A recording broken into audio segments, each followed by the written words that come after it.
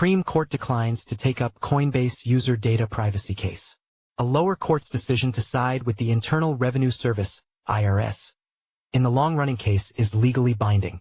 The U.S. Supreme Court has declined to take up a long-running privacy case involving an Internal Revenue Service, IRS, request for data on thousands of Coinbase customers.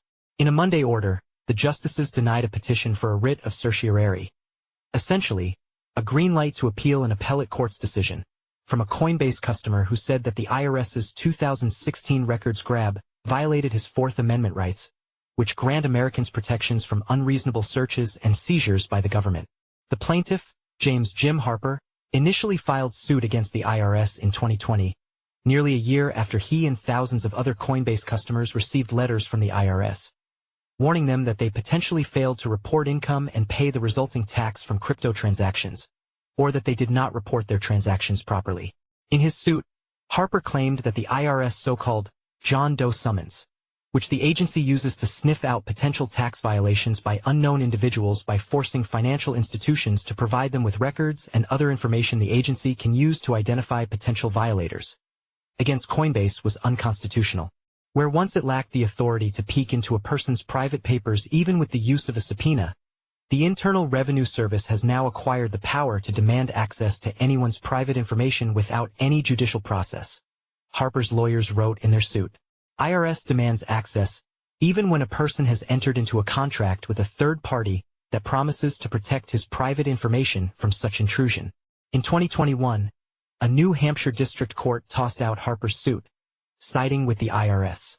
Harper appealed, and in 2023, a different New Hampshire district court judge once again sided with the IRS and dismissed the case, writing, as the Supreme Court recently reaffirmed, to pursue unpaid taxes and the people who owe them, Congress has granted the service broad latitude to issue summonses. The IRS's actions at issue in this case fall squarely within that broad latitude, and Harper is not entitled to protection or relief beyond the existing congressionally and judicially imposed safeguards and checks on the IRS's powers. Harper appealed again, and in 2024, a U.S. appeals court affirmed the lower court's decision to toss the case. In February, Harper filed a petition for a writ of certiorari with the Supreme Court, his last chance to get a different result in the long-running legal battle.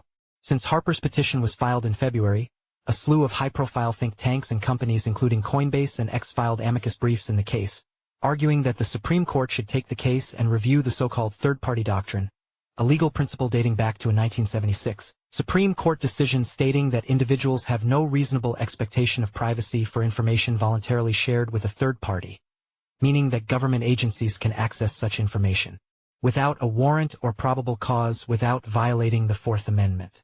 However, the Supreme Court was unmoved.